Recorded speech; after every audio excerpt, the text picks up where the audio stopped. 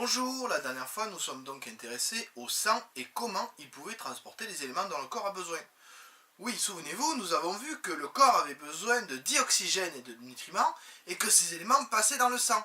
Ils passent dans le sang au niveau des poumons pour le dioxygène et au niveau du tube digestif pour les nutriments. Alors ce que nous avons fait en classe, c'est étudier, vous voyez là sa fabrication, une goutte de sang vue au microscope. Et qu'avons-nous vu dans cette goutte de sang? Ceci, un mélange hétérogène. Oh là là.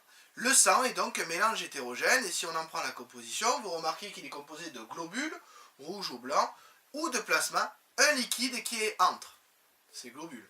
Donc vous notez à la suite du cours, grand 3 en rouge transporte des éléments dans le corps, sautez une ligne en vert, 3.1 les nutriments et le dioxygène sont transportés dans le corps par le sang, sautez une ligne en bleu. Le sang est le moyen de transport qui est utilisé par le corps pour mettre en mouvement le dioxygène et les nutriments. Point à la ligne. Le sang est un mélange hétérogène composé de points à la ligne tirée d'un liquide, le plasma, à la ligne tirée, de cellules, les globules, entre parenthèses, principalement les rouges. Alors maintenant, la composition du sang est claire. Mais cela ne nous indique pas comment sont transportés dioxygène et nutriments. Alors on a vu en classe, rappelez-vous, ce tableau qui montre la composition du plasma. Et là, que voit-on quand on étudie ce tableau? Oui, juste là, les nutriments. Donc ça prouve bien que le plasma conduit les nutriments. Pour ce qui est du dioxygène, nous avions vu une image, mais là je vous ai trouvé une petite vidéo qui montre, regardez, voilà du sang dans lequel on fait circuler du dioxyde de carbone, il est rouge sombre, du sang de bœuf, vous inquiétez pas. Et par contre, quand on fait circuler du dioxygène à l'intérieur, on voit que le sang change de couleur. Il y a donc une interaction qui fait changer le sang de couleur. Donc, comme la couleur est donnée par les globules rouges, le dioxygène et le gaz carbonique interagissent avec ces globules rouges, ce qui nous permet de dire que ce sont eux qui vont assurer le transport de cet élément. Vous notez à la suite du cours, le plasma va transporter les nutriments sous forme soluble, virgule, alors que les globules rouges vont fixer le dioxygène pour le transporter jusqu'aux cellules. Point. Les globules rouges changent de couleur suivant le gaz qu'ils fixent, rouge vif quand c'est du dioxygène et rouge sombre quand c'est du dioxyde de carbone. Exactement, rouge vif, rouge sombre, pas bleu, hein, on n'est pas des schtroumpfs. Donc si jamais vous voyez ces images-là, c'est du fake, n'importe quoi, on n'a pas le sang bleu. Et c'est pas parce que ici, on a l'impression de voir du bleu que c'est réel. Mais, ouais, vous dites, mais moi je le vois quand même. Hein. Donc pour avoir quelques précisions, je vous laisse avec la vidéo suivante.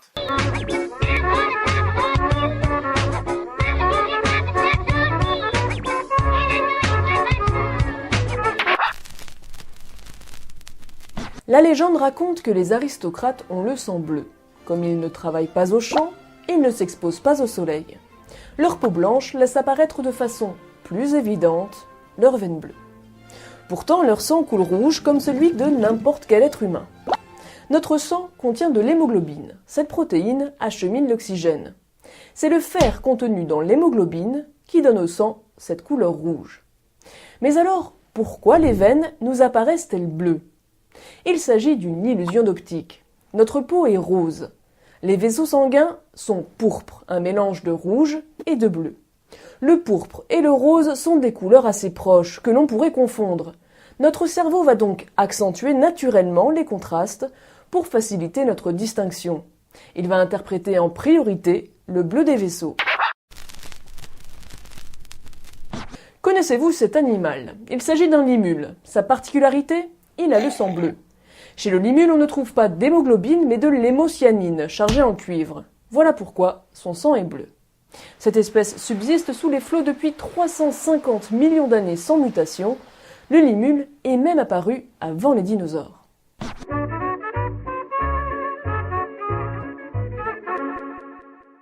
Voilà, donc maintenant j'espère que c'est clair.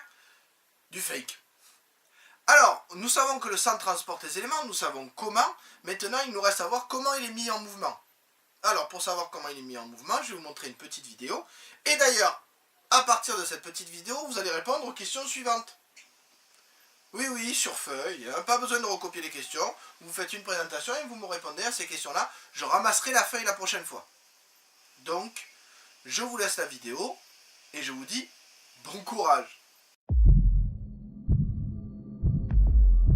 L'appareil cardiovasculaire assure le transport du sang riche en dioxygène et en nutriments à travers tout le corps humain pour en alimenter les organes et les débarrasser de leurs déchets.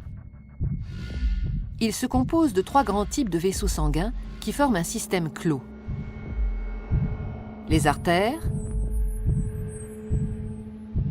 les veines et les capillaires. Ces 3 types de vaisseaux composent un ensemble de 100 000 km de long à travers tout le corps.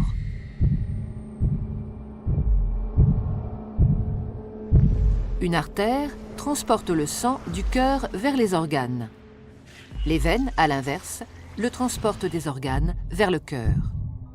L'artère est donc un vaisseau partant du cœur. La veine, un vaisseau arrivant au cœur.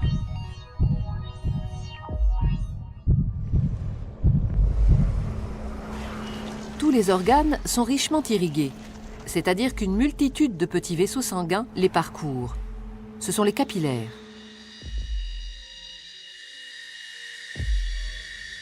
Les capillaires relient entre elles artères et veines dans les organes.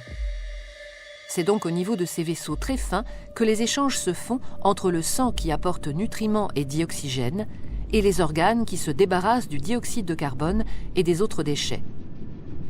Plus un organe est actif, plus l'apport de sang et les échanges sont importants. Voilà, j'espère que maintenant c'est plus clair et que les choses sont un peu plus précises pour vous. Il nous reste à étudier le mouvement du sang dans ce système clos, dans ce système fermé. Mais ça, c'est ce que nous ferons lors du prochain cours. Sur ce, je vous dis à bientôt.